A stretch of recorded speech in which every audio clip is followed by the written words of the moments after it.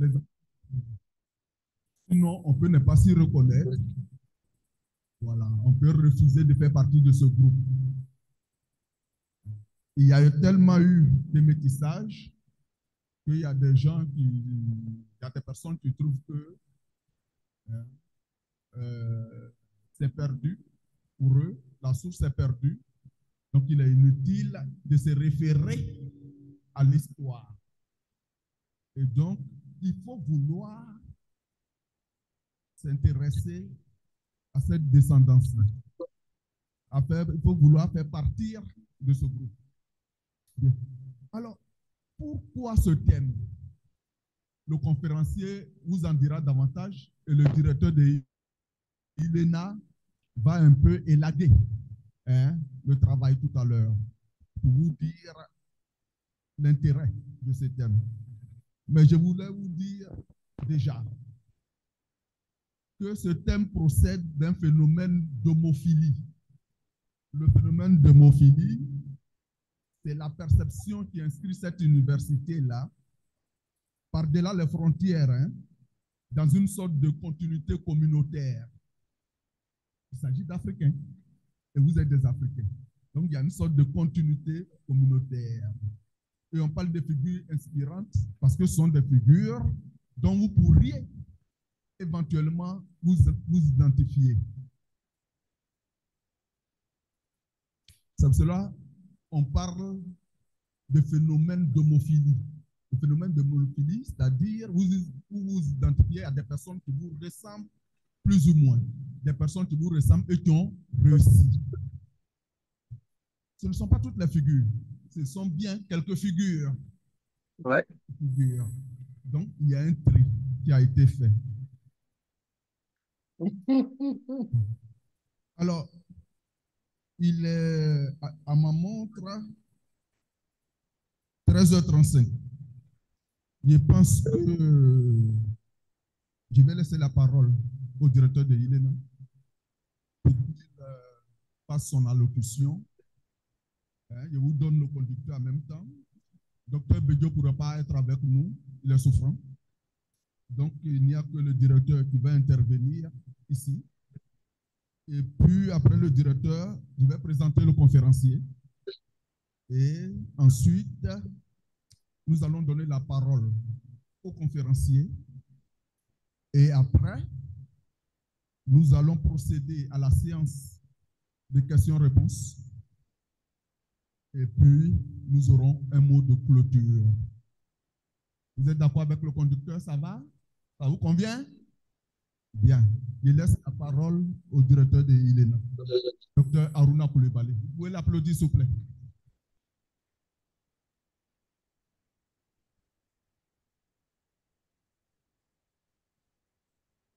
Merci, chers collègues. Je me fais l'amitié d'être là.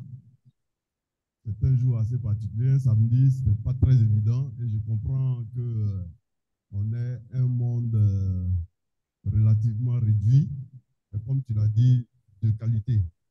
Voilà, donc je voudrais saluer votre présence, vous qui avez fait le déplacement de cet après-midi de samedi, suivre une conférence qui, je l'espère, va vous apporter quand même quelques enseignements,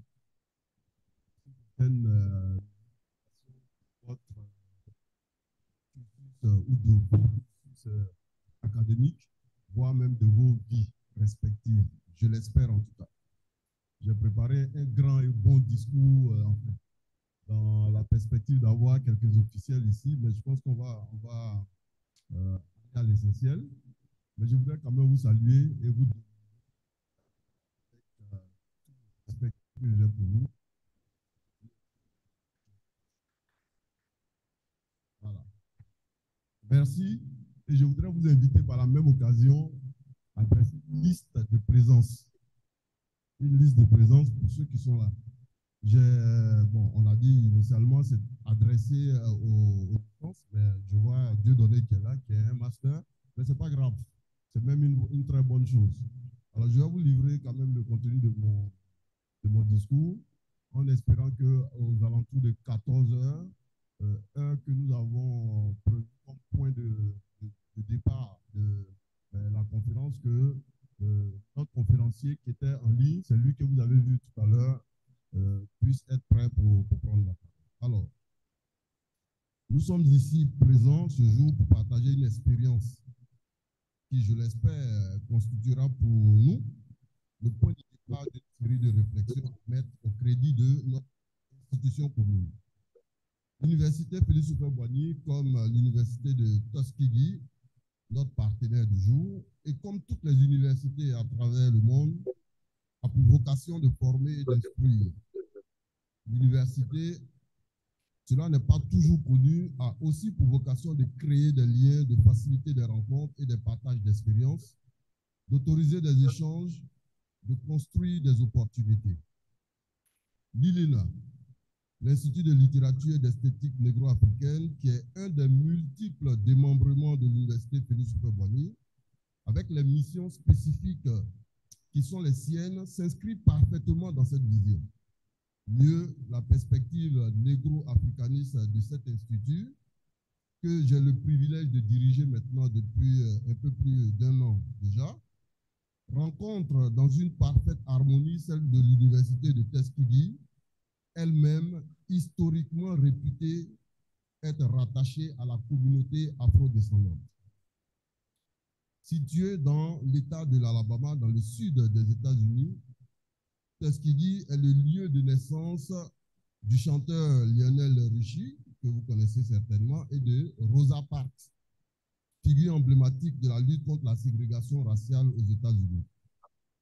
L'histoire nous apprend que c'est à Tuskegee qu'a été effectuée de 1932 à 1972 une étude sur la syphilis qui a laissé environ 400 hommes noirs atteints de syphilis sans aucun traitement actif.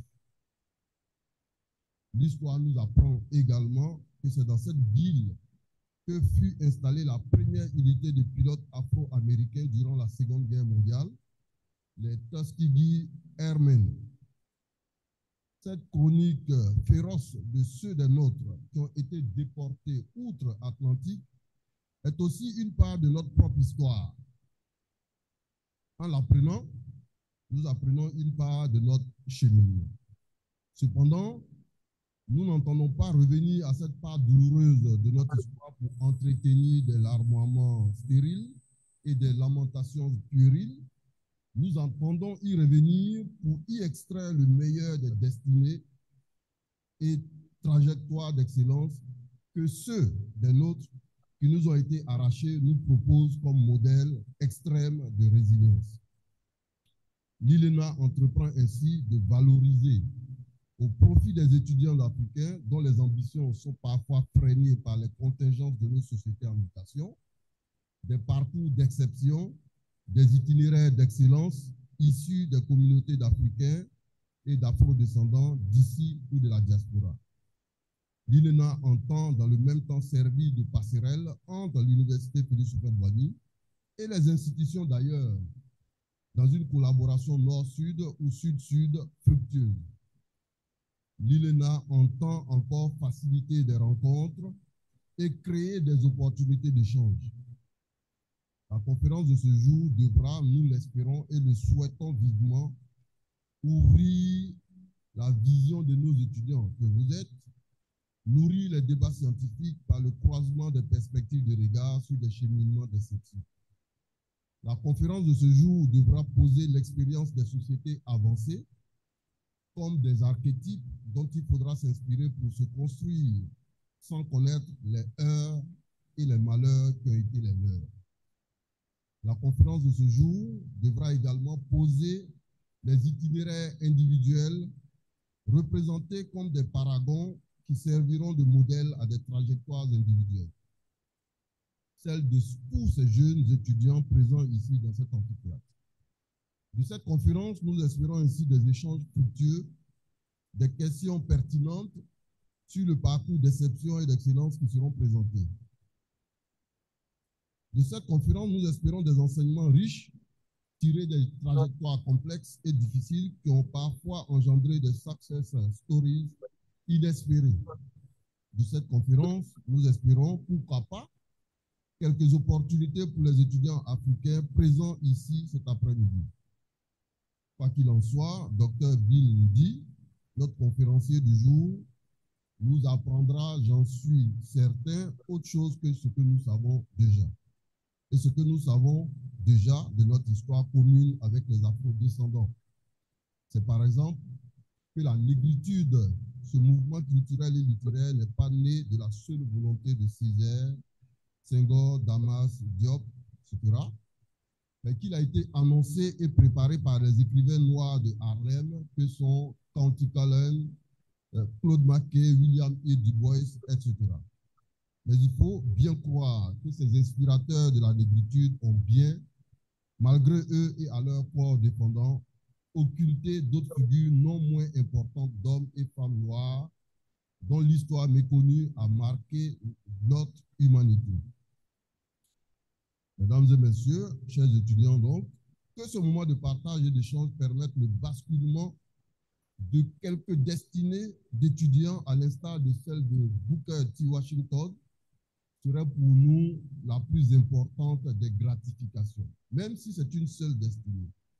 Je voudrais, avant de clore mon bref propos, adresser mes vifs et sincères remerciements au conférencier Dr Bill Ndi, qui sans hésitation et sans exigence aucune a accepté de se prêter à ce jeu de la redécouverte et de la représentation de destins singuliers et riches. Je voudrais surtout, et à l'instar, et à travers, leurs premiers responsables, que sont les professeurs Mark Brown et Balosier, dire merci à toutes les autorités académiques de nos deux institutions, c'est-à-dire l'Université de Tuskegee et l'Université de Ces deux institutions qui ont autorisé cette conférence et accepté la mise en place de ce cadre fécond d'échange et de rencontre. Je voudrais dire merci aux chefs, aux différents chefs de département qui ont été invités à cette rencontre, qui ne sont malheureusement pas là, et vous savez qu'il y a certainement un conflit d'agenda quelque part. Je voudrais dire une fois de plus merci à mon ami et collègue Dr Bakayoro, que je vous demande également d'ovationner parce qu'il a fait le sacrifice d'être là. Merci donc aux collègues, aux étudiants que vous êtes, qui avez pris de votre temps pour nourrir de merci à tous. J'espère que à la suite de Dr Bill Ndi qui va achever sa conférence dans le maximum, que vous aurez des questions, des préoccupations pertinentes qui seront posées à l'effet de l'amener à vous amener vous aussi à découvrir ces itinéraires qui, de mon point de vue, sont des itinéraires d'exception. Le cas le plus éloquent, le plus édifiant que vous allez certainement découvrir, c'est le cas de Booker T. Washington. Il va évoquer l'itinéraire de ce personnage-là, de ce monsieur, mais pas que. Il y aura d'autres itinéraires, mais sachez que Booker T. Washington est né esclave. Il est né dans l'esclavage et il a fini à la tête de l'une des institutions les plus prestigieuses des États-Unis. Donc, c'est ça l'objectif de cette conférence, de vous amener, vous, étudiants africains, ivoiriens, à surpasser et à pousser les limites, vos propres limites, à vous projeter dans ce qui, a priori, pourrait paraître inaccessible pour vous. C'est ça l'objectif. Si vous sortez de cette conférence-là, édifié de la sorte,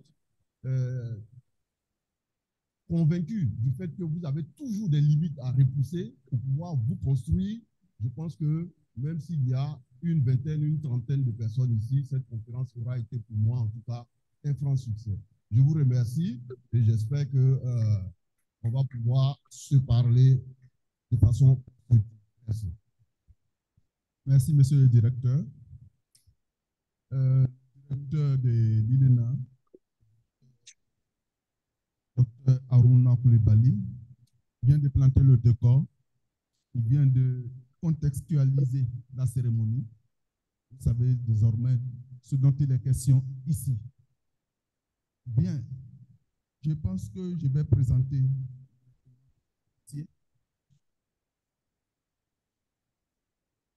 Voilà, on va essayer d'établir le contact pour qu'il qu'il sache que l'on le présente quand même.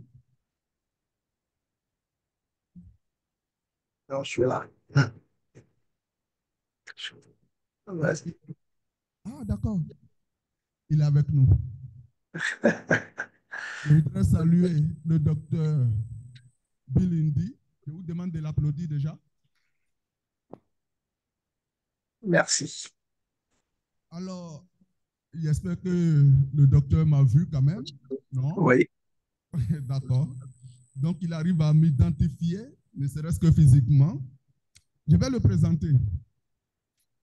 Alors, notre hôte du jour s'appelle Bill Indy. Homme de lettres éclectique, il est à la fois poète, dramaturge, conteur, traducteur assermenté et historien des idées. Sa fiche biographique comporte également un doctorat ès-lettres, littérature et civilisation contemporaine. Actuellement enseignant à l'université de Tuskegee aux États-Unis, il y dirige le conseil scientifique de l'université. On compte à l'actif de Dr Bill Indy 29 recueils de poésie, 7 en français et 22 en anglais. Des pièces de théâtre, des ouvrages critiques, ainsi que des productions exclusivement consacrées à la traduction. Enfin, notre invité est coordonnateur des écrivains africains de la diaspora et aussi membre du Booker T. Washington Leadership Institute.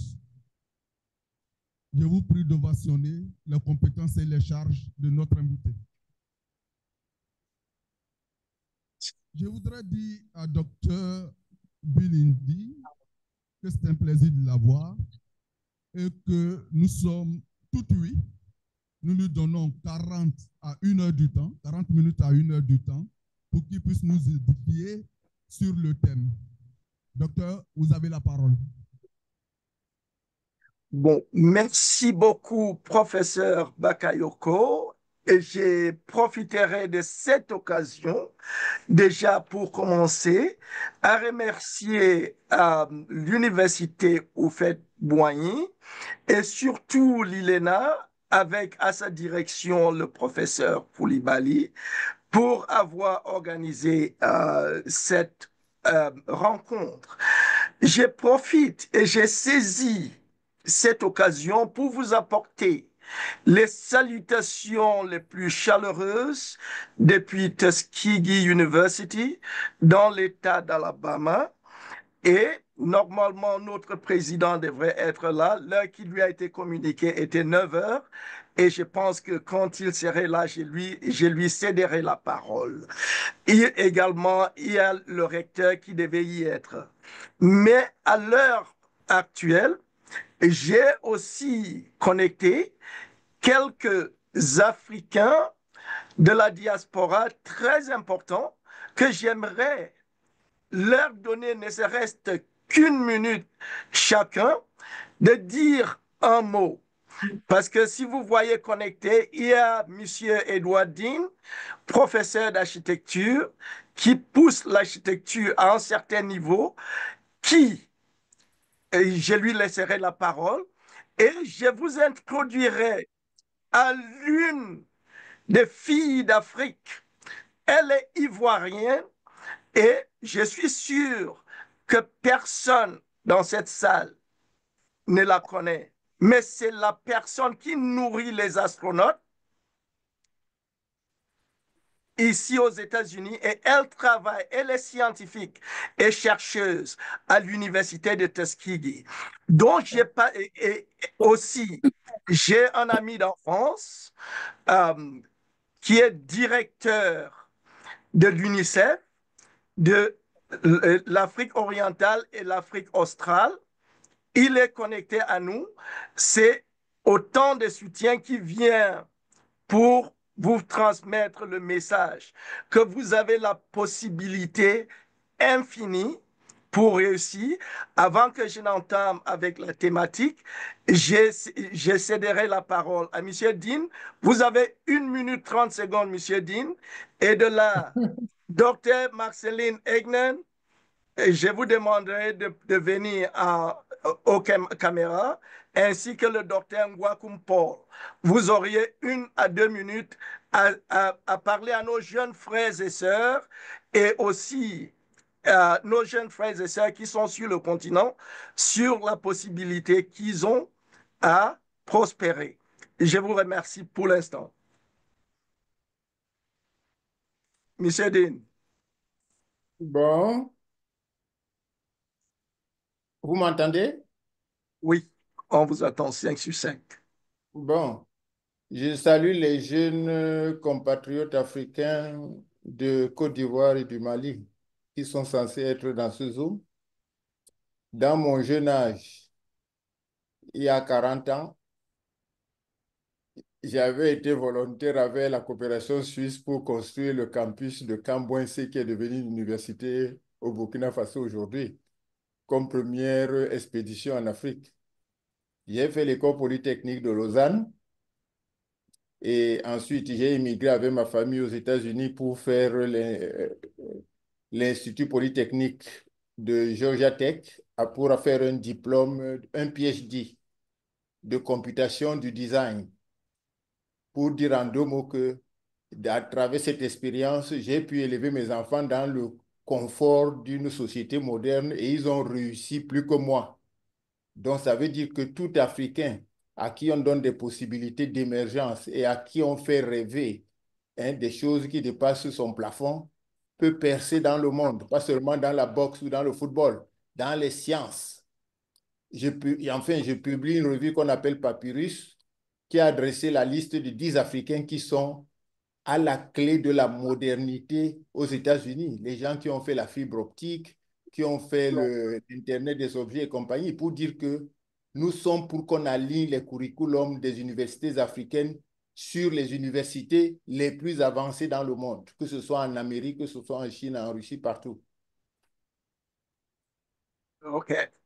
Merci beaucoup. Je vois que notre recteur, le professeur Tiano Thiam, il est en ligne. Je lui passerai peut-être la parole avant de retourner à professeur Marceline Egnen. Donc, professeur Thiam, si vous pouvez venir aux caméras, dire un mot à nos jeunes frères et sœurs sur le continent, ce serait bienvenu. Professeur Thiam. Merci, professeur Ndi.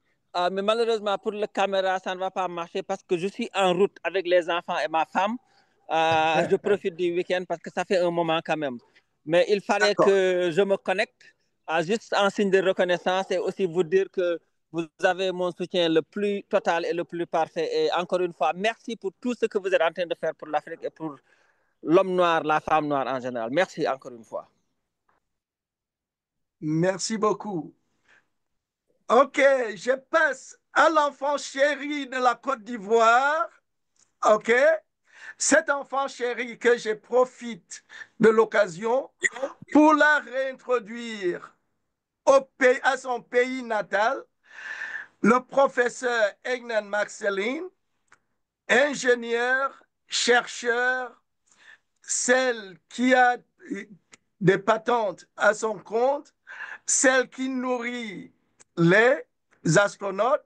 J'en parlerai davantage parce que je voudrais simplement que vous la voyez, qu'elle vous dise un petit bonjour. Merci. Bonjour, mes confrères d'Afrique. Je voudrais remercier le professeur Indy de m'avoir invité sur ce forum. Je suis ivoirienne. J'ai fait mes études en Côte d'Ivoire, les études primaires, puis les études universitaires à l'université d'Abidjan, qui est devenue maintenant l'université Félix Houphouët-Boigny, où j'ai fait une maîtrise en génétique et j'ai reçu une bourse pour venir aux États-Unis pour faire l'amélioration des plantes parce que en tant qu'Ivoirien, vous savez que l'économie de la Côte d'Ivoire est basée sur l'agriculture. Alors, notre président Oufoué a tout fait pour faire venir les Ivoiriens aux États-Unis, en France, pour se spécialiser en agriculture. Et moi, je devais me spécialiser en biotechnologie. C'était une nouvelle technologie qui permettait aux améliorateurs de faire des améliorations rapides pour les plantes et dont on avait besoin en Côte d'Ivoire. Et de là, j'ai reçu une autre bourse de Pioneer Hybrid, qui est maintenant Corteva, et pour faire un PhD. Et après le PhD, Tuskegee m'a approché pour travailler sur l'amélioration de la patate douce, plus précisément à améliorer la teneur en protéines et le profil d'acides aminés pour les astronautes quand ils seront dans l'espace. Alors, depuis 33 ans, je suis à Tuskegee où je travaille. J'ai entraîné beaucoup d'Africains, d'Asiatiques, des Caraïbiens sur le plan de la biotechnologie et l'amélioration des plantes. Vous pouvez lire mon profil, mon palmarès, mais là, je suis très heureuse d'être présente sur ce forum. Et je remercie encore Monsieur Dr. Andy de m'avoir présenté. Et, bon, Merci beaucoup, merci infiniment.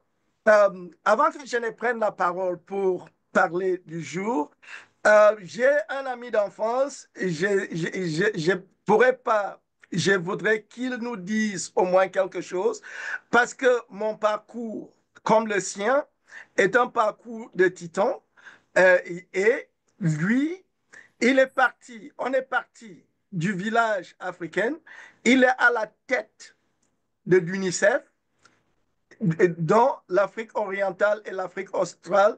Docteur Paul Ngouakoum, je voudrais que vous veniez sur la caméra. Dites-nous un mot juste pour encourager nos jeunes frères. Merci, merci beaucoup, mon frère, professeur Ndi. Et comme vous avez bien entendu, on a un grand parcours ensemble. Et je suis le docteur Paul Ngouakoum. Je suis médecin de formation et j'ai déjà travaillé dans presque 12 pays, hein, en Afrique comme en Amérique latine. Et en Afrique de l'Ouest, j'ai passé 4 ans au Mali avec Médecins sans frontières. Et maintenant, je suis le conseiller régional pour la santé pour l'Afrique de l'Est et l'Australie. Mais je suis très content que j'ai été invité pour cette conférence. Et pour ne pas prendre beaucoup de temps, je vais passer seulement un petit message aux jeunes. Et tout ce que j'ai dit tout le temps à mes enfants et aux jeunes africains qui rêvent, c'est qu'il y a 3 choses qu'il faut mettre dans votre tête. La première des choses, il faut être gratifiant. La gratitude. Il faut remercier les gens qui vous ont aidé pour être là où vous êtes. La deuxième des choses, c'est la passion. Il faut faire tout comme s'il n'y a plus rien à faire. Et avec la passion, on va avoir les résultats. Et la troisième des choses, c'est l'espoir. Sans espoir, on ne peut pas avancer l'Afrique. Mais avec l'espoir, on peut rêver. Et avec les rêves, on peut réaliser les choses pour notre continent. Voilà mes trois messages. Et je suis là pour écouter et je vous remercie pour m'avoir invité pour cette rencontre. Merci beaucoup. Merci. Merci beaucoup, Dr. Ngouakoum. Je prends maintenant la parole. Et la parole que, comme a dit tous les autres intervenants avant, l'idée de cette conférence, c'est une manière pour moi d'encourager tous les participants à suivre les parcours de certains afro-descendants qui, en sortant de l'esclavage, n'ont pas jeté l'éponge, c'est dire, ah, on nous a privés de tout. On nous a pris tout ce qu'il nous faut. Comme dit le docteur Ngwakum, si on n'a pas l'espoir, on ne vit pas. Je vais vous parler de ces origines humbles de certains afro-descendants. Je parlerai ici de Lewis Adams. Je parlerai de Booker T. Washington. Je parlerai de George Washington Carver. Je parlerai de Ralph Ellison. Et je parlerai un petit peu de professeur Egnan Maxeline, qui fait actuellement des choses merveilleuses pour Tuskegee University et pour l'humanité, pas pour Tuskegee University, pour l'humanité. Pour commencer, nous, en Afrique, nous sommes nés tous dans des pays dits indépendants. Nous sommes nés à l'époque qu'on appelle post-coloniale. Nous sommes nés avec des dirigeants du pays qui nous ressemblent. Mais la question, c'est pourquoi l'Afrique a-t-il tant du mal à démarrer? Est-ce que nous pouvons apprendre de nos frères qui avaient subi les sévices de l'esclavage et s'en sont tirés et ont fait des choses, ont réalisé des choses merveilleuses? Est-ce qu'on peut apprendre d'eux? Est-ce qu'on peut de là décoller, faire avancer l'Afrique? L'histoire de Tuskegee commence avec un certain Lewis Adams. Lewis Adams était polyglotte qui était né en esclavage, mais il parlait couramment l'anglais, le français, l'italien, l'allemand, le russe, le portugais et j'en passe. Et il était cordonnier et forgeron, mais très très célèbre dans sa petite ville de Tuskegee. Un politicien le contacte vers les années 1880 parce que le politicien voulait des votes des Noirs pour être élu à l'Assemblée.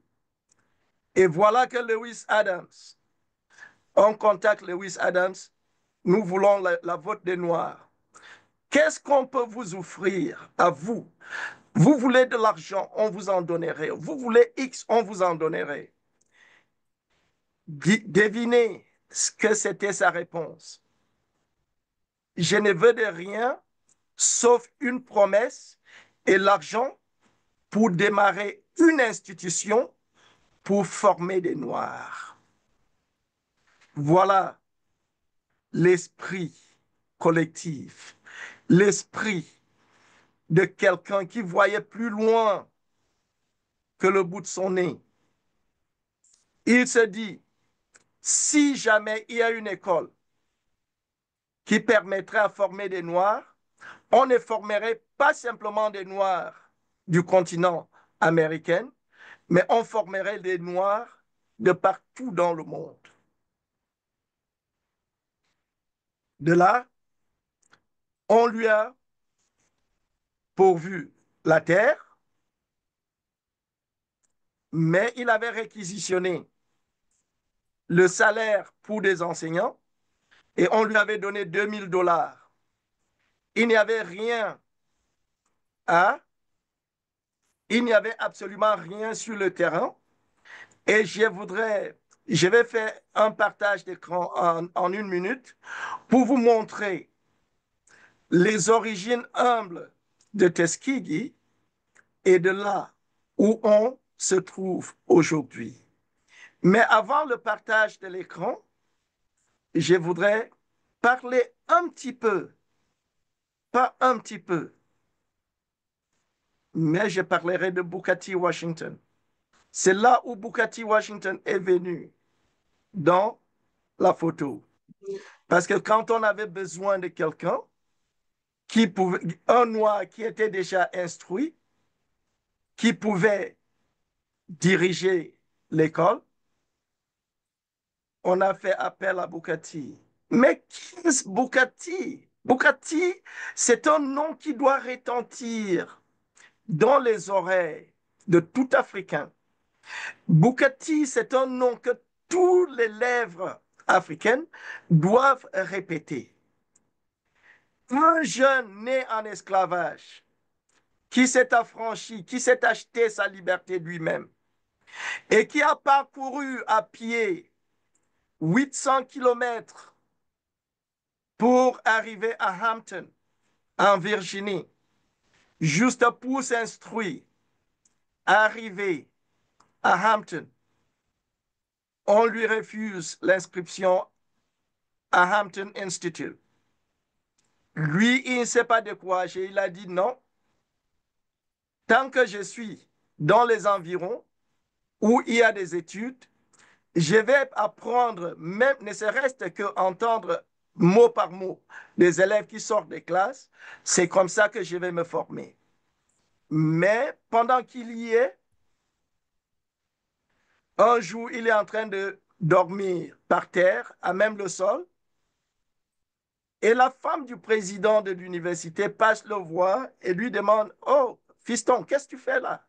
J'ai du travail à la maison. Est-ce que vous voulez bien le faire? » Bukati, selon lui et dans sa biographie, il dit que ce fut l'opportunité qu'il attendait pour prouver qu'il était capable de tout. On lui a amené à la maison, il a nettoyé la maison était super propre. Quand la femme du général Armstrong est revenue, elle lui a demandé, est-ce que vous avez sollicité l'aide de certaines personnes pour faire ce travail? Il a dit, non, c'est moi seul qui ai fait. Et on lui demande, qu'est-ce que vous faites ici? J'étais venu pour étudier, mais on ne m'a pas donné l'inscription. Et la femme lui a dit, écoutez, fiston, tu vas attendre, mon mari va revenir et on verra la suite. Et dès que son mari est revenu, la femme a dit, ce garçon, voyez le travail qu'il a fait, il va falloir qu'il soit formé. Il serait le nettoyeur de l'école, le nettoyeur de notre maison. Ce serait là ses frais de scolarité, mais il va devoir étudier. C'est ainsi que Bukati s'inscrit à l'université. Il étudie. Il finit l'université à l'âge de 24 ans. Ou à l'âge de 22 ans. Il finit à l'âge de 22 ans. Et il commence à travailler à Hampton. Quand Lewis Adams cherchait maintenant un noir instruit, on lui a recommandé de contacter le général Armstrong à Hampton Institute, aujourd'hui Hampton University. Il a contacté et c'est ainsi qu'on lui envoie un jeune homme de 24 ans. Le jeune homme de 24 ans vient, c'est dans une plantation où se trouvaient des esclaves. Il n'y a rien, absolument rien là. Qu'est-ce qu'il va faire? Je me permettrai de partager mon écran là, maintenant.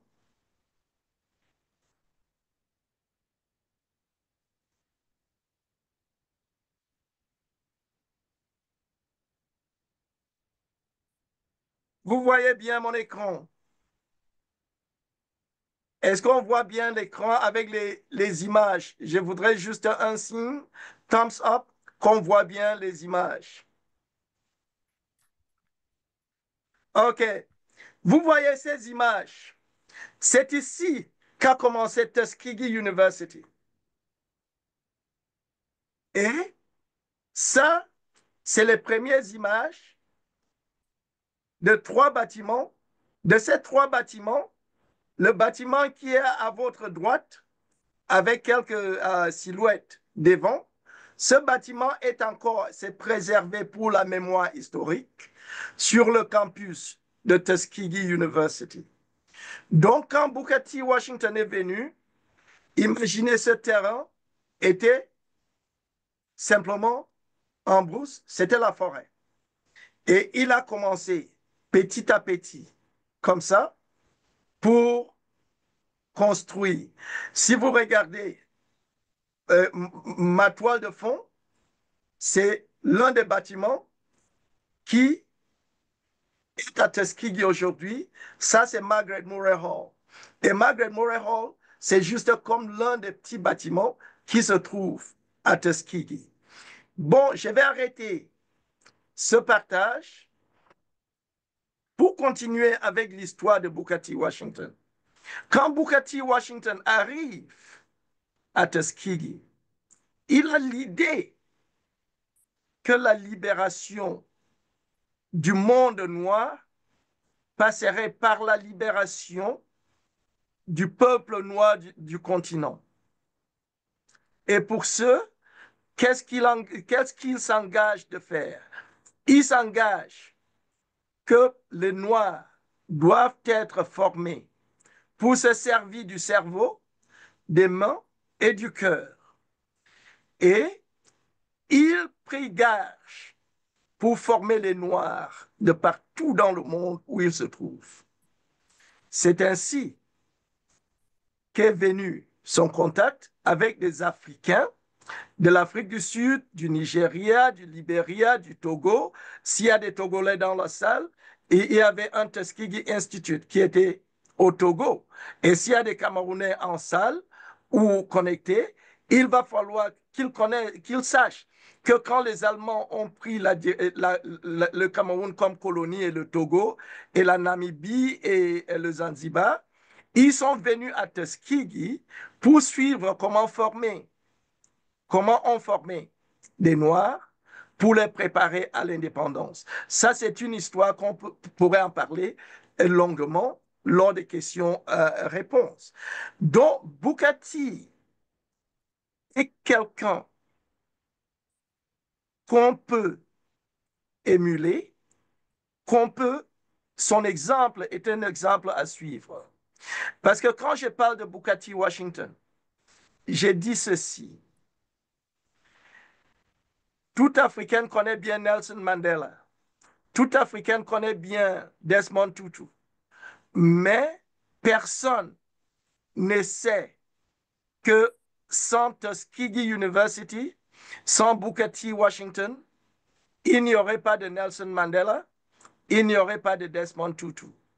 Parce que c'est à Tuskegee que furent formés les fondateurs de l'université en Afrique du Sud qui avaient formé les Nelson Mandela et les Desmond Tutu. J'ajoute aussi que le parti politique en Afrique du Sud, l'ANC, qui s'appelle African National Congress, ou traduit en français Congrès national africain, était un nom choisi par Booker T lui-même. Ce fut quoi son idée? Son idée était très simple, que les Noirs en Afrique du Sud commencent à se battre pour l'indépendance de toute l'Afrique. On prend l'indépendance en Afrique du Sud. Vous auriez dû entendre l'expression « l'Afrique du Cap au Caire doit être gouvernée par les Africains ». C'était Booker T. Washington qui le disait. Et il insistait qu'il fallait qu'on change le nom de parti politique qui, à l'époque, s'appelait South African Native People's Party, c'est-à-dire le parti de peuple natif d'Afrique du Sud. Il a dit non, ce langage est très réducteur, très diminutif, très insultant pour la dignité de l'homme noir, mais il va falloir réclamer son identité. Dit, votre parti, c'est un congrès national africain pour prendre l'indépendance de toute l'Afrique. Donc, Booker T, il a fait beaucoup de choses et il a eu cette idée de former les Noirs. Il ne s'est pas limité à cela. Il était visionnaire. Comme je suis sûr que la plupart d'entre mes jeunes frères et sœurs en salle le sont, mais quand on est visionnaire, il faut savoir exploiter sa vision. C'était quoi la vision de Booker T? Booker T était quelqu'un qui comprenait que l'Afrique ou le noir pour survivre au XXe siècle, au XXIe siècle et XXIIe siècle devait pouvoir être serviable. Être serviable ne veut pas dire accepter la servitude. C'est là où on ne l'avait pas compris. Ses détracteurs ne l'ont pas compris. Il a dit, il faut que les Noirs apprennent à travailler dans l'industrie de services. Et si j'ai des économistes en salle, je pense que personne ne me contredirait que l'industrie ou le secteur du service détient 70% de l'économie. Imaginons que les 70% de l'économie étaient dans la poche des Noirs. N'est-ce pas, on gouvernerait le monde? N'est-ce pas, on réaliserait des choses dont Booker T y a été pour beaucoup et il a fait d'énormes services. Il a été au Libéria pour créer une université qui s'appelle aujourd'hui Booker T. Washington University au Libéria et celui du Togo, dont il voyait large. Il s'est rendu en Afrique. Il y a tellement beaucoup de choses. Comme je voulais parler de plusieurs autres afro-descendants, je vous donne ces aperçus pour que vous ayez cette idée de la grandeur de l'Institut de Tuskegee. Et Tuskegee, aujourd'hui, professeur Koulibaly vous a mentionné que c'est à Tuskegee que furent formés les Tuskegee Airmen. Les Tuskegee Airmen, c'était des soldats noirs qui, à l'époque où on disait que les Noirs n'avaient pas de compétences pour piloter l'avion, les gens ont construit leur propre avion avec des bois, avec des moteurs. Ils ont fabriqué leur propre parachute. Je souhaite simplement que certains d'entre vous puissent vous rendre à Tuskegee et visiter le musée de Tuskegee Airmen, où se trouvent encore pas des prototypes, des avions qu'ils avaient construits, apprendre à piloter. Et quand on les a déployés pour la Deuxième Guerre mondiale, le résultat était fantastique. C'est-à-dire, c'est eux qui ont emporté la Deuxième Guerre mondiale pour les Alliés, même si on ne vous dit pas, j'ai redit ça. Pourquoi? Parce que nous, Africains, nous laissons toujours la possibilité aux autres de raconter notre histoire, notre littérature, nous disent qui nous est bien. Non, ce n'est pas ça. Je suis tout pour ce que j'appelle la déuniversalisation des universaux occidentaux. Qu'est-ce que ça veut dire? Les Occidentaux ont dans leur lubie que ce qu'ils considèrent comme des universaux sont valables pour tout le monde. Mais c'est-à-dire l'épistémologie africaine, l'ontologie africaine, la cosmologie africaine ne nous permet pas, nous ne voyons pas le monde de la même ou du même point de vue. Donc, il va falloir que mes jeunes frères et sœurs, pensez africaine, étudier africaine, inventer l'africaine et développer africaine. Et vous vous en tirerez comme l'aigle qui vole sans se fatiguer. De là, je vais passer à vous parler d'un des fils ou d'un des descendants africains, je dirais l'un des plus célèbres de tous les temps. Il s'appelle George Washington Carver. George Washington Carver également fut né en esclavage. Mais il s'est affranchi ou après l'abolition de l'esclavage. Il s'est instruit.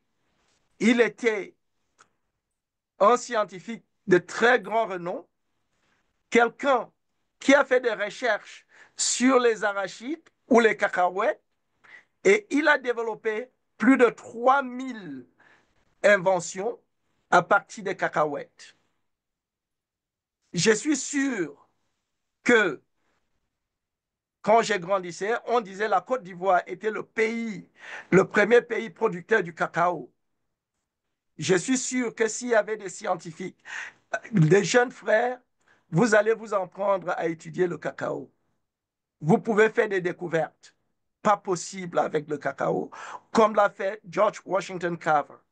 George Washington Carver, pour vous dire quel humaniste, quelqu'un qui avait en tête l'idée de servir l'humanité et son peuple, quand il a découvert que l'engin ou le moteur des voitures pouvait être roulé efficacement mieux avec un petit peu d'éthanol, il a proposé ça à Henry Ford, le fabricant d'automobiles américain, qui était si fasciné par cette invention.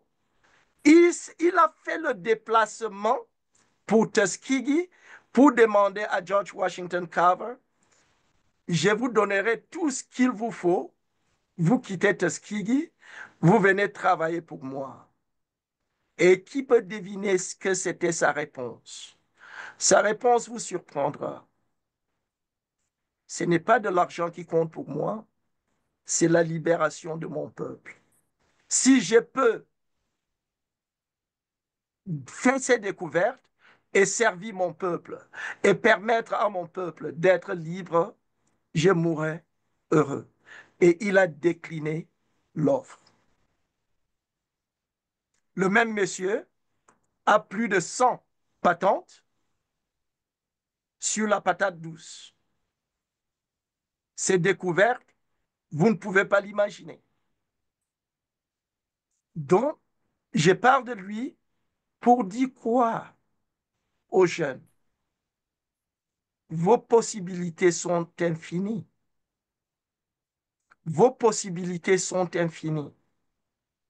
Donc, c'est sur ces pas, c'est là où je voudrais revenir vous reparler de notre compatriote, le professeur Marceline Egnen, parce qu'elle suit dans les pas de George Washington Carver. Elle vous a dit qu'elle a passé 33 ans, n'est-ce pas, à Tuskegee. Vous croyez que sur les 33 ans, personne ne l'a contacté pour quitter Tuskegee? Vous croyez que personne ne l'a chuchoté pour dire non, laissez ce que tu fais là pour venir et dorer notre blason? On l'a fait, mais l'idée de travailler et de faire la gloire de son peuple, c'est l'idée, c'est la force motrice de Tuskegee University. Et cette force motrice continue jusqu'à présent. Je vais finir avec les scientifiques avant de parler des littéraires. Cette force motrice continue jusqu'à présent parce que à Tuskegee, où on est, c'est l'une des universités phares, l'université noire de première classe qui a formé 75 à 80% des vétérinaires noirs en Amérique sont formés à Tuskegee.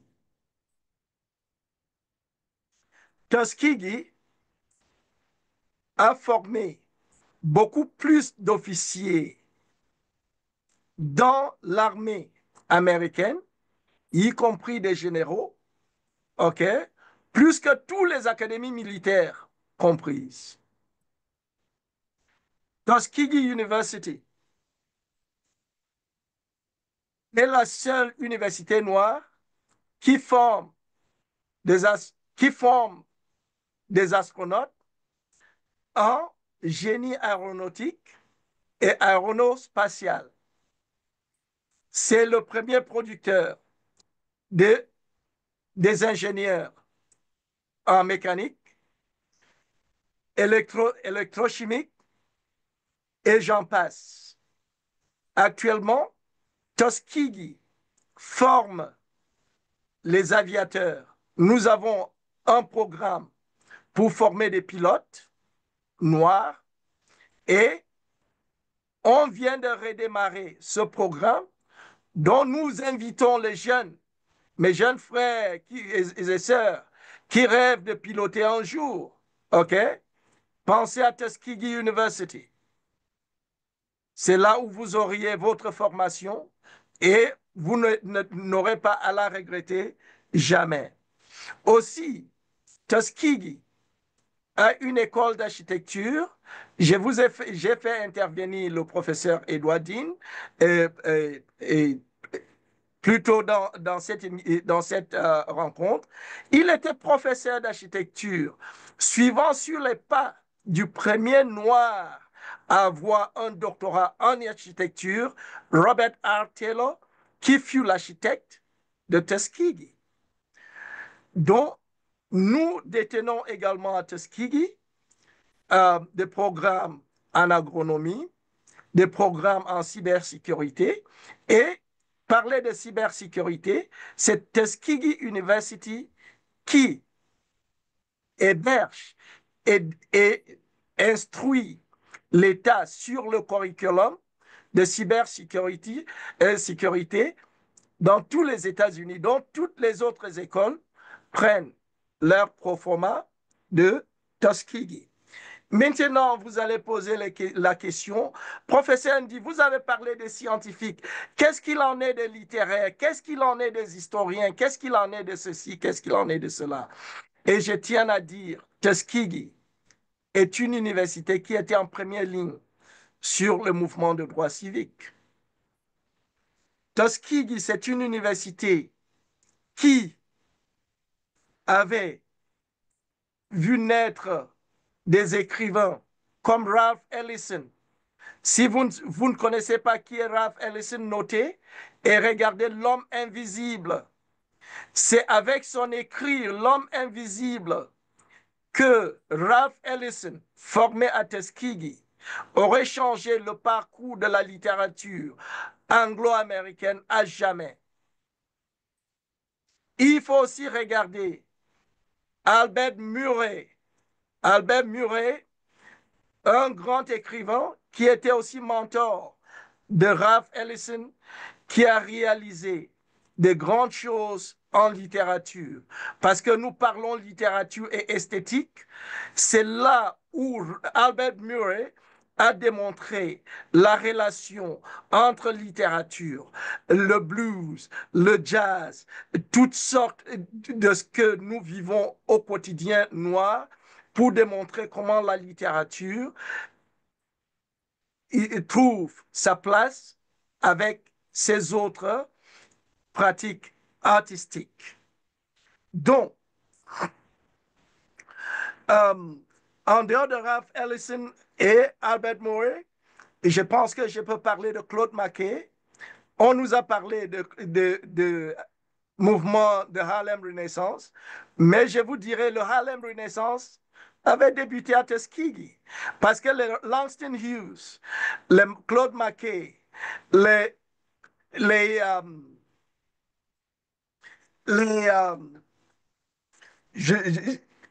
Zora Neale Hurston, leur début, c'est tous à Tuskegee, et c'est ça des littéraires qui ont fait révolutionner la mentalité, les idées, qui ont fait révolutionner la littérature. Donc, Tuskegee est un lieu, je dirais, que nous pouvons, comme Noirs, comme Panafricains, comme ceux qui rêvent de cette Afrique qui serait gouvernée par les enfants d'Afrique pour l'intérêt des Africains, Tuskegee, c'est un lieu où on peut se ressourcer. Et dans mon enseignement à Tuskegee, j'apprends aux enfants noirs américains de ne pas considérer l'Afrique simplement comme une référence, mais comme un lieu d'origine qu'on ne peut pas renier parce que celui qui renie ses origines renie son existence. À Tuskegee, Tuskegee avait commencé une expérience, et après ça, vous notez Black Wall Street. Black Wall Street. Vous allez chercher les vidéos pour voir ce que c'était Black Wall Street. Black Wall Street, c'était une sorte de bourse noire qui concurrençait la bourse américaine. Mais en peu de temps, le Black Wall Street dépassait la bourse de New York. Et qu'est-ce que nos amis les Blancs ont décidé de faire? De s'attaquer à la bourse. Et avec l'appui de l'armée américaine, ils ont bombardé et détruit le business qui valait à l'époque plus de 2 milliards, qui, en termes d'aujourd'hui, c'est des milliers de milliards, qui était l'argent qui devait être dirigé par des Noirs. Mais avoir quelqu'un comme Booker T qui avait initié tout cela, je peux dire sans embâche que Tuskegee est ce lieu d'inspiration, ce lieu de ressourcement, ce lieu qui nous permet, à nous, Africains, de revoir que nos possibilités sont sans limite, que si on nous a privés de tout, tant que nous avons la tête, tant que nous avons la main, tant que nous avons le cœur, nous pouvons travailler et nous redéfinir. Ne laissons pas toujours aux autres les soins de nous définir, de nous redéfinir, de nous mettre dans les boîtes, de nous dire ce qu'il nous faut, ce qu'il ne nous faut pas, de nous réduire à, disons, à ceux qui leur font plaisir, qu'ils restent là pour s'amuser, pour s'égayer. Nous ne sommes pas là simplement pour égayer le monde. Je suis littéraire, la littérature, c'est pour faire plaisir, mais ce n'est pas simplement pour faire plaisir, c'est aussi pour conscientiser. Donc, avec l'histoire de Tuskegee, avec l'histoire de ces quelques afro-descendants, je peux m'assurer que, comme vous m'aviez entendu, comme vous m'aviez écouté parler de ces gens-là, vous trouverez au moins une inspiration de dire, voilà, même si l'Afrique est réduite à néant, nous, comme fils d'Afrique, nous n'allons pas laisser l'Afrique s'écouler avec nos rêves. Nous allons rêver. Nous allons avoir l'espoir. Nous allons faire ce qu'il faut pour que l'Afrique tienne debout. Je pense que, OK, j'ai encore quelques minutes.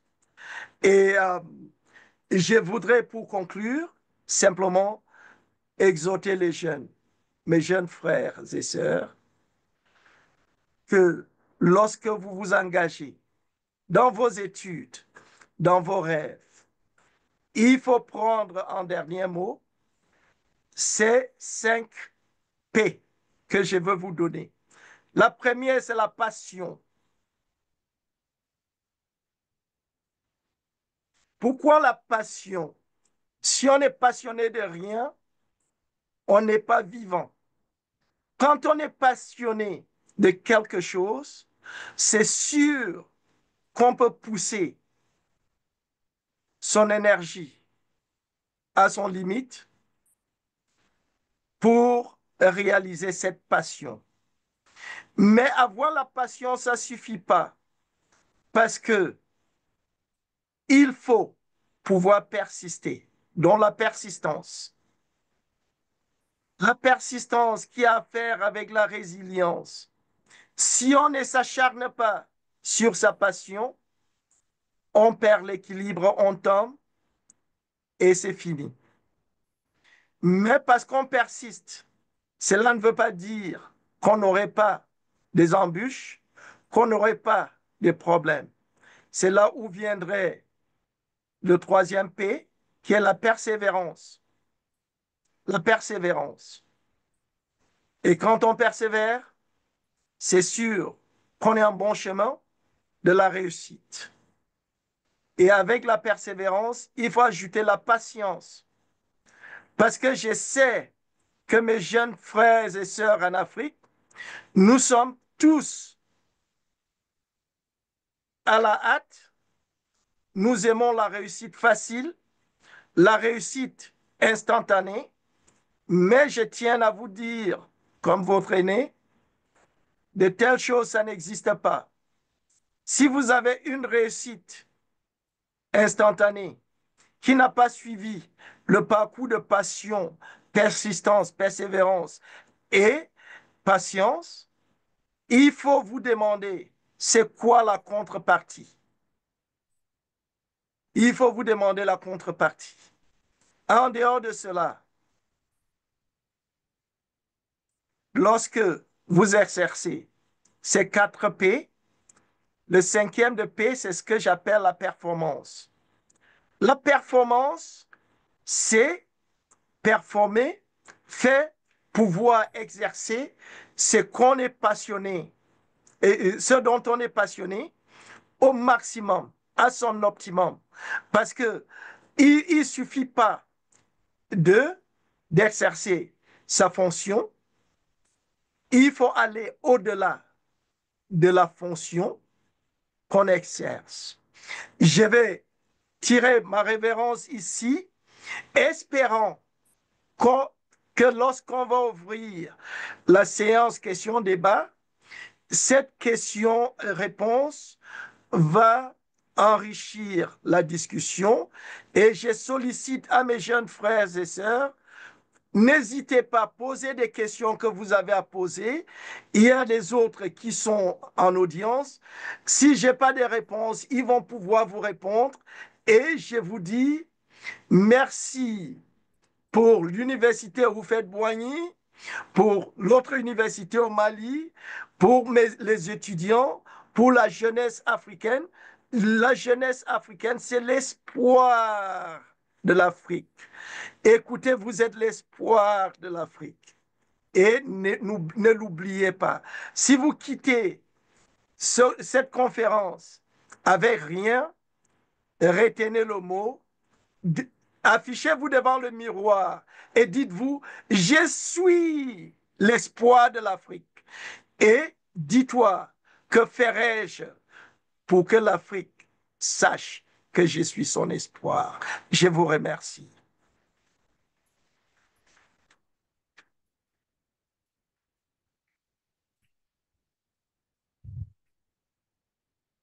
Bien. Je voudrais vous demander d'applaudir à nouveau Indy, qui nous a gratifié d'un si beau moment. Ces moments sont rares et c'est une chance d'être ici pour bénéficier de ce type d'enseignement. Alors, s'il y avait quelque chose à retenir moi-même concernant Dr. Bill Indy, j'aurais dit, dans l'un des P qu'il a cité, la passion. La passion pour l'histoire des Afro-descendants. Et s'il y avait quelque chose à retenir pour son long message qu'il vient de délivrer, ce serait la détermination. Mais la détermination qui va au-delà de la promotion personnelle, la détermination au service de la communauté. La communauté noire. Merci. Merci, docteur. Merci beaucoup. Je vous en prie. Lorsque docteur Indy délivrait sa conférence, prononçait sa conférence, il y a deux éminences de notre université, deux responsables, deux officiels institutionnels qui nous ont rejoints. Il s'agit du professeur Louis Obou, du département d'anglais, professeur Kououlébé. Et du professeur Yo, chef du département d'allemand. Professeur. Bien, nous allons ouvrir sans tarder la série, j'allais dire, du débat, c'est-à-dire la série de questions-réponses. Nous allons faire passer une liste. Nous allons prendre 5 noms d'abord pour permettre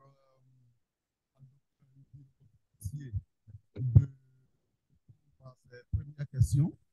Et puis, nous allons prendre 5 autres noms. Nous allons faire une série de 3 listes. Donc, ça va faire 15 noms en tout. Voilà, je pense que ça suffira largement. Entre-temps, si les officiels, c'est-à-dire les institutionnels qui sont là, ceux qui ont les charges institutionnelles, que ce soit le professeur Yeo, que ce soit le professeur Louis Obou, ils n'ont pas besoin de mettre leur nom sur la liste.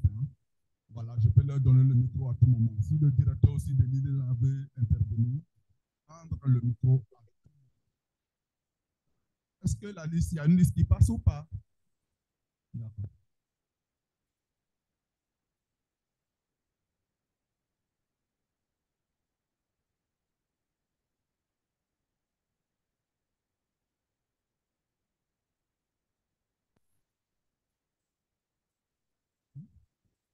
Oui.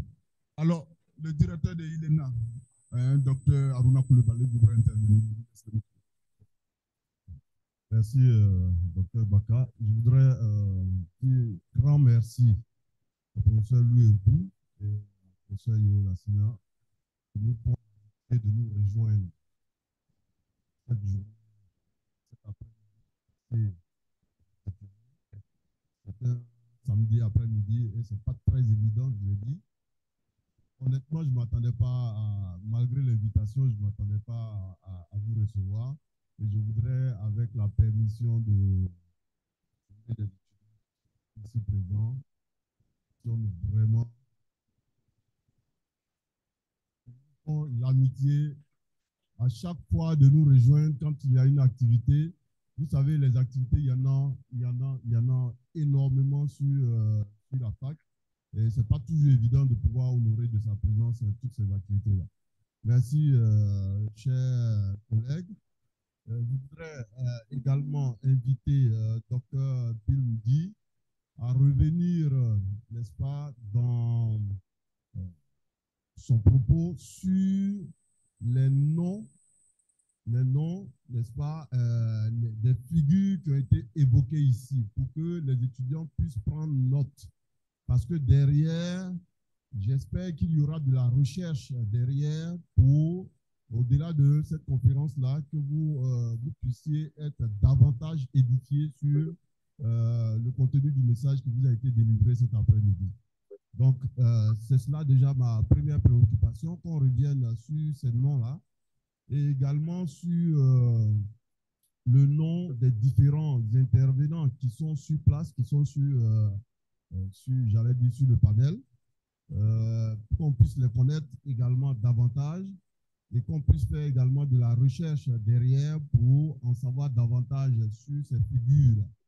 Alors, vous voyez bien la démarche de Dr Ndi. Elle a consisté à nous présenter des Africains qui sont là-bas avec lui aux États-Unis. J'ai retenu le nom de Tierno, j'ai retenu la figure de la dame sur le nom de laquelle il va revenir certainement, mais qui est une Ivoirienne. Tout cela est fait à dessein pour vous amener à voir des possibilités et à voir à travers ces différentes figures-là des modèles pour vous-même. C'est pour ça que je disais tantôt, et en accord avec Dr Baka, que nous ne sommes pas des milliers ici, en tout cas en amphithéâtre, mais ceux qui sont là démontrent leur volonté d'apprendre.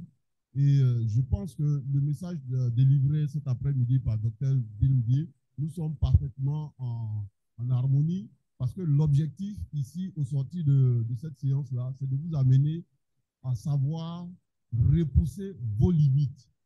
repoussez vos limites, allez au-delà de ce que vous-même vous croyez capable de faire et réaliser ce qui vous paraît a priori impossible.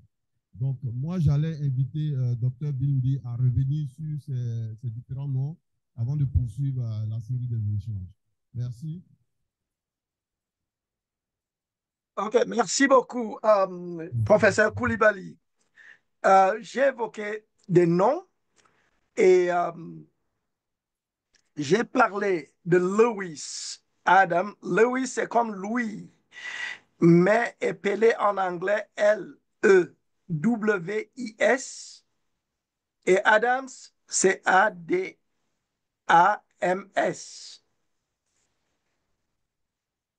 Lewis Adams. J'ai parlé de Booker T. Washington. Booker s'appelle B-2-O-K-E-R, espace T, point. T, c'est pour Telafero. Et Washington, comme la capitale des États-Unis.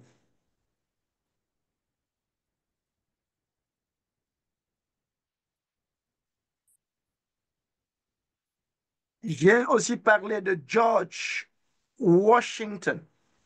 George, comme George en français, le nom George.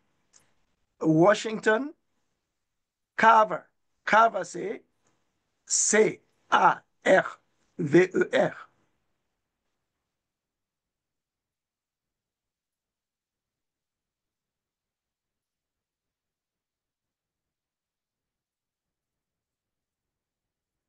J'ai parlé de Ralph Ellison. Ralph Ellison s'appelle R-A-L-P-H.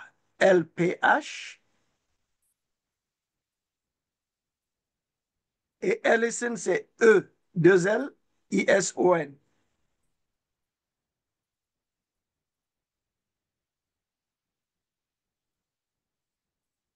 J'ai parlé de Claude Mackay. Claude comme Claude en français, c'est L-A-U-D-E.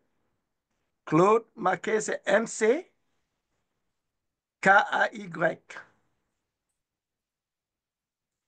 J'ai parlé de Zora Neale Hurston. Zora comme comme Z-O-R-A. Zora. Neale s'appelle N-E-A-L-E. Et Hurston, c'est H-U-R-S-T-O-N.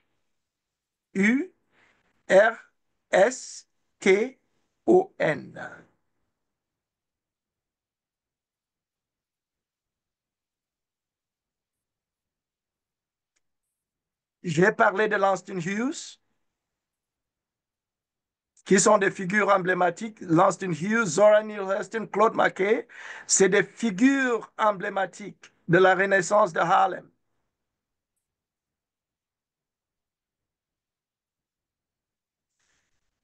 Et pour nos confrères qui sont ici avec nous,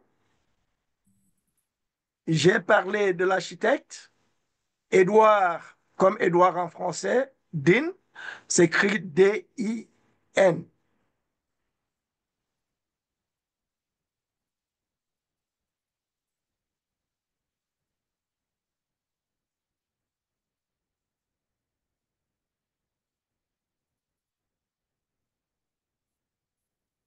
Nous avons aussi parlé du docteur Paul Ngwakum. Paul Ngwakum s'appelle N-G-W-A-K-U-M.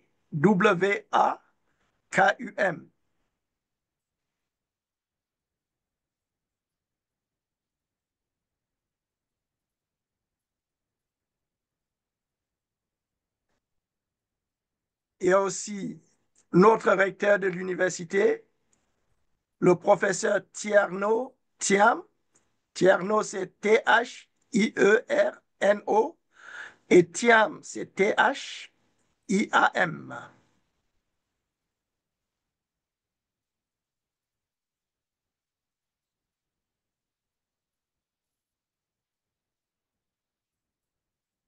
Et pour finir, je parlerai de Professeur Marceline Ekman.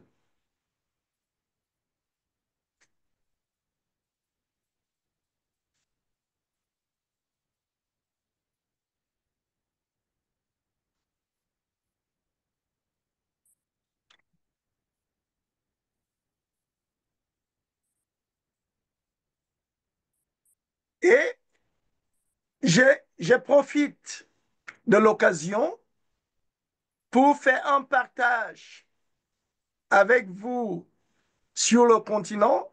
Est-ce que vous voyez bien mon écran? Je voudrais un petit signe qu'on voit l'écran et c'est qui y figure.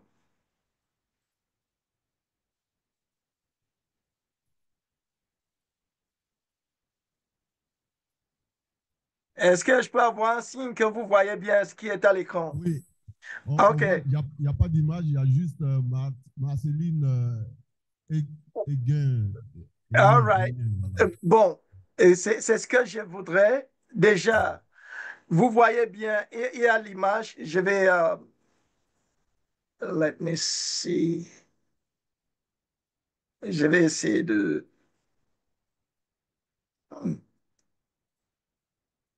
Un instant, j'ai un petit problème technique.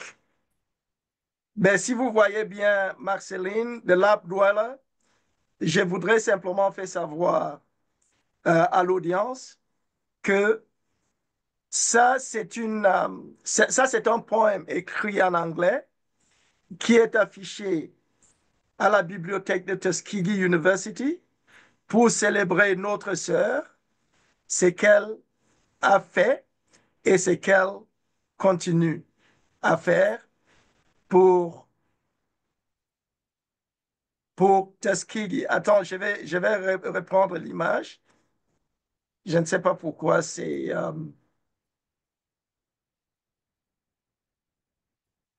Ce n'est pas bien grave, professeur, on OK. peut avancer. Oui. Bon, d'accord.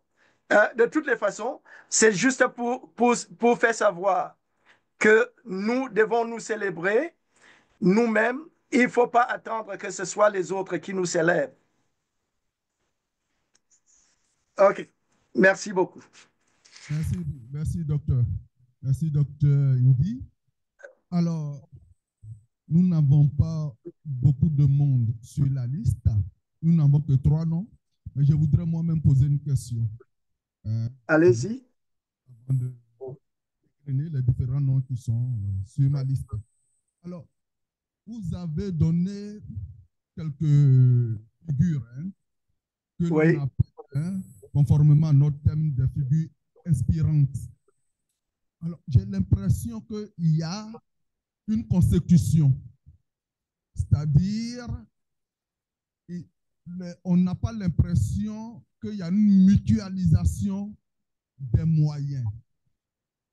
Voilà, on a l'impression que les choses vont séparément, chacun fait son invention de son côté et ça profite à la collectivité. Ça s'inscrit dans la continuité de l'espèce. Il me dit ça aurait pu tomber entre les mains des Blancs aussi, où nous avez parlé des Noirs et tout. Est-ce que les Noirs se concertaient? Est-ce qu'il y a une concertation pour pouvoir faire avancer la cause des Noirs en ce qui concerne ces inventions?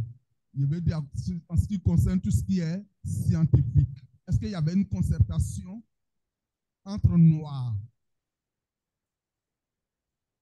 Il y avait une mutualisation des moyens? Déjà, merci, professeur Baka. L'idée est ceci. Déjà, fait uniformiser les moyens.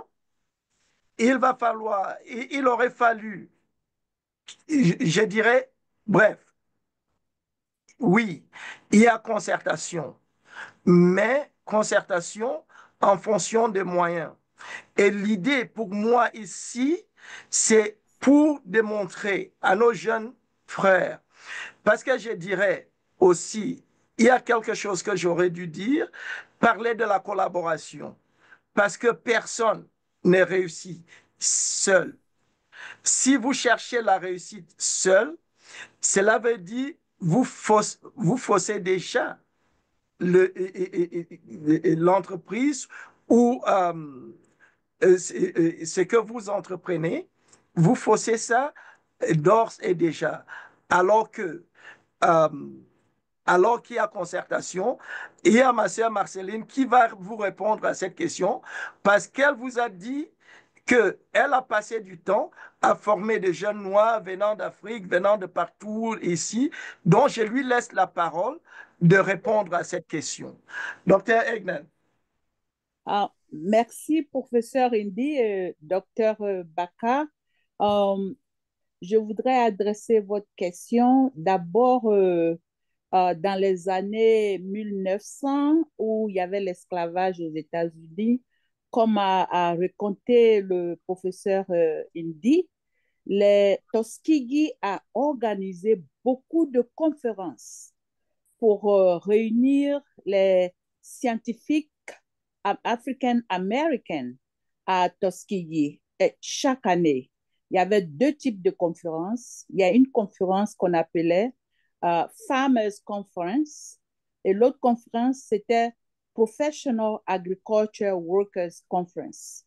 Le Professional Agriculture Workers Conference réunissait tous les scientifiques d'origine africaine, d'origine caribéenne et tout, parce qu'on ne pouvait pas appeler les chercheurs noirs scientifiques. Donc, on les appelait les travailleurs professionnels agricoles. Et pour les farmers, c'était une rencontre entre les fermiers, les scientifiques, pour faire une sorte de vulgarisation. Passer l'information, la découverte aux fermiers afin qu'ils puissent utiliser cette découverte-là pour leur production. Sinon, il y avait des concertations, il y avait des publications, mais partagées au niveau des Noirs, qui aussi a bénéficié les universités blanches qui ont assisté à ces conférences et quelquefois subventionné ces conférences. Et ces conférences continuent jusqu'aujourd'hui à Tuskegee University. Et on a gardé les noms du temps d'esclavage, Professional Agriculture Worker Conference et Farmers Conference, qui se passe chaque année à Tuskegee. Il y a comment on appelle ça, l'inventeur de, comment on appelle ça, Super Soccer? Non, le Blood Bank. Blood Bank. Oui, la banque sanguine. Blood Bank. Drew. Oui. Qui était un médecin et qui était en route pour Tuskegee pour une conférence des médecins noirs. Et arrivé au niveau de North Carolina, il a eu un accident. On a amené à l'hôpital et ils ont refusé de lui donner une transfusion sanguine, ce que lui a inventé, et il est décédé. Et c'est après ça qu'ils ont découvert, l'hôpital Blanche a découvert que, voilà l'inventeur de la banque sanguine. Donc, il y avait des conférences, il y avait une concertation, il y avait des collaborations. Et aussi George Washington Carver, qui a inventé beaucoup de produits sur l'arachide, la patate douce, le soja, et aussi a permis aux fermiers de coton de se débarrasser de pouvoir traiter les pestes de la production de coton. Lui aussi a été non seulement invité par Ford, mais aussi par M. Houston, qui était un commerçant des cacahuètes aux États-Unis. Il a sollicité l'aide de George Washington Carver pour qu'il puisse l'aider à détecter, dépister toutes les maladies des arachides. Et donc, il y a eu beaucoup de concertations, beaucoup de conférences, et je vais m'arrêter S'il y a d'autres questions, je vais les adresser.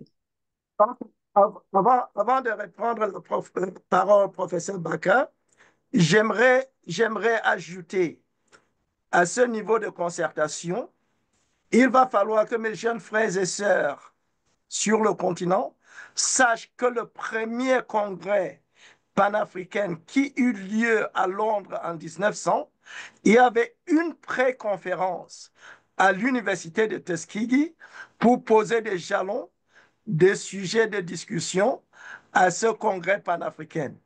Mais comme Booker T ne voulait pas se mettre au devant de la scène parce que ça allait déjouer l'intérêt de ceux qui finançaient l'institution, il a décidé d'avoir cette réunion de manière discrète.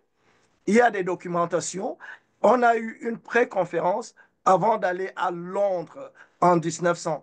Donc en 1899, il y a la pré-conférence panafricaine à Tuskegee et en 1900, il y a la conférence panafricaine à Londres.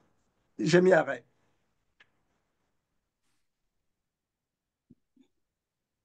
Et aussi, pour ajouter, mes confrères ivoiriens, mes confrères et consoeurs ivoiriens devraient savoir que notre premier président, Oufoué, a été le premier à organiser la conférence panafricaine en Côte d'Ivoire qui réunissait les, euh, les Noirs, la descendance noire de tout le monde entier en Côte d'Ivoire.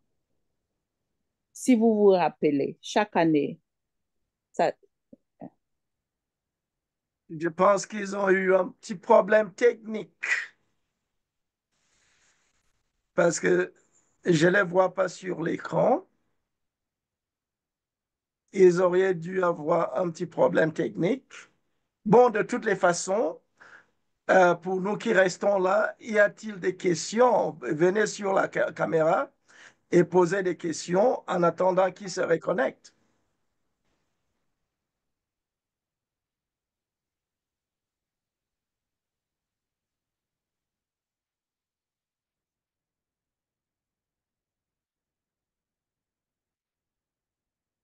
Pas de questions?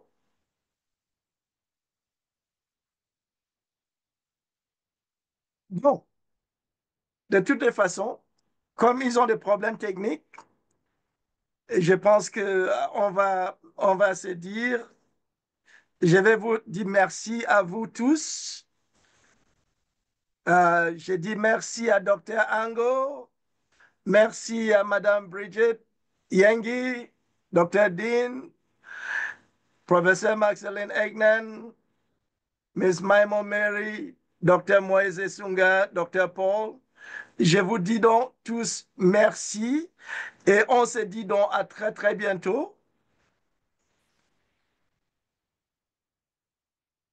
Ici conclut donc notre rencontre. Je vous dis merci.